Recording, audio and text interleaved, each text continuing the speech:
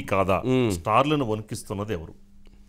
ఈ deep fake వచ్చిన తర్వాత కొద్దిగా నటులందరూ అది రష్మి కాదా? అది రష్మి కాదు, చాలా పెట్టి అమ్మాయి ఏదో డ్యాన్స్ వేస్తే ఎగిరింది కదా. ఇప్పుడు అట్లాగే శోభన్ బాబు గారిది ఏదో ఒకటి ప్రోగ్రామ్ తెచ్చి తీసుకొచ్చేస్తే సేమ్ అట్లాగే ఉన్నాడు, సేమ్ అలాగే ఉన్నారు. మరి ఇవన్నీ అసలు ఏంటి అంత రోబోస్ ఎఫెక్ట్, ఏ రకమైనటువంటి మార్పు జరగబోతుంది, ఏ రకమైనటువంటి పరిణామాలు రాబోతున్నాయి అనేది ఇప్పుడు పెద్ద చర్చనీయాంశం. ఇది కొంచెం ఇబ్బందికరమైన అంశమే. అంటే మీరు లేకపోతే మీ బదులు మీరు డిజైన్ చేసేసి బొమ్మను పెట్టి నేను క్వశ్చన్లు అడిగించుకోవచ్చు. నేను రాను రోజు నన్ను కూర్చోబెట్టి నాలాగా ఒక డ్రోబో పెట్టేసి నాలాగా చెప్పించేయచ్చు అని మన బట్టన్ నన్ను నొక్కాలా?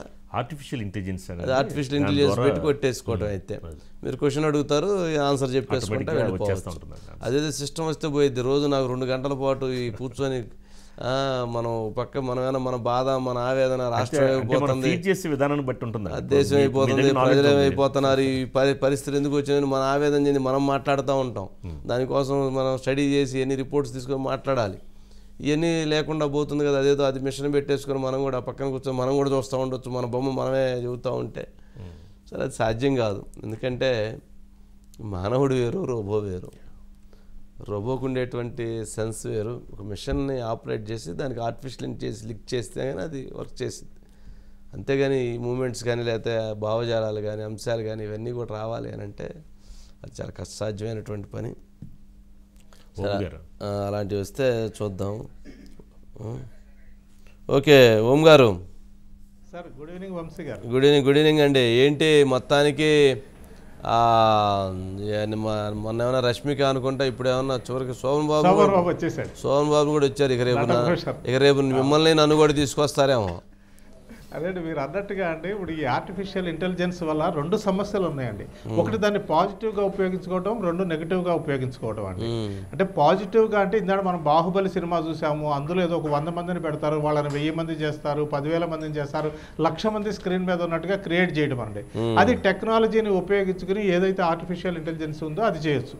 అలాగే కొన్ని మనుషులు చేయాలి అని, లేకపోతే హీరోలు వాళ్ళు ఎంత రియల్ లైఫ్లో హీరోలు కాదు కదా, స్క్రీన్ మీద హీరోలు కానీ వాళ్ళకు కూడా కొన్ని చేయలేని ఇబ్బందికరమైనటువంటి ఫైట్ సీక్వెన్స్లు అలాంటివి ఏవైతే ఉన్నాయో వాటిని ఆర్టిఫిషియల్ ఇంటెలిజెన్స్ ద్వారా చేయొచ్చు అండి. దానిని ఒక పాజిటివ్ కోణంలో చూస్తే ఇందాక మీరు అన్నట్టు రష్మిక మందన్ అన్నదే తీసుకోండి, అది ఎలాంటి వైరల్ అయిపోయింది అలాంటి వీడియో.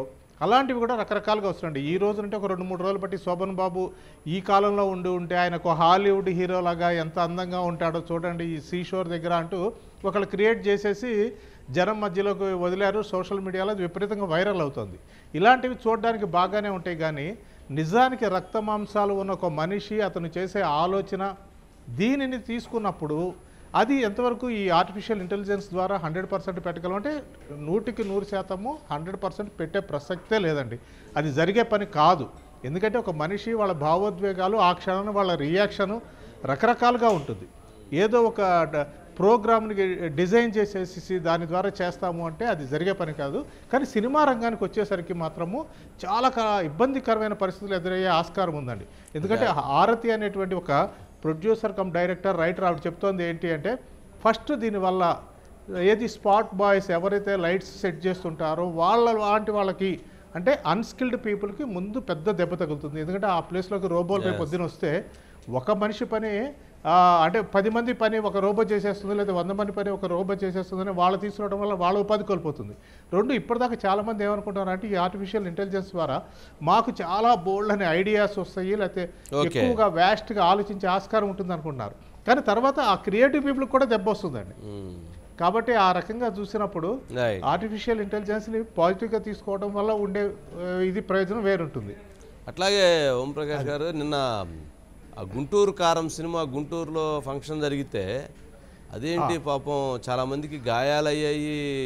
ఆ ఎస్ఐకి ఒక ఆయనకి కాలు ఇరిగిపోయింది. ఆ ఫ్యాన్స్ ఏమన్నా పాపం ఆ రేకుల షెడ్ మీద ఎక్కి కిందపడి ఒక 4గురికి గాయాలైన, రోడ్డు యాక్సిడెంట్లే ఒక 4గురికి ప్రమాదాలైన, దాదాపు 10-12 మంది ఆసుపత్రిలో అడ్మిట్ అవ్వాల్సిన పరిస్థితి ఏర్పడింది. మరి అదంతా కొంచెము కంట్రోల్ ఉండాల్సిన అవసరం ఉంది. మరి ఇప్పుడు రోబోలు వచ్చినాయి, ఆ రోబోలో 10 తయారు చేసి మహేష్ బాబులో 10 మందిని, ఆ శ్రీలయలో 10 మందిని, ఓం ప్రకాశంలో 10 మందిని వదిలిపెడితే పోయిద్దాం జనం మీదకి.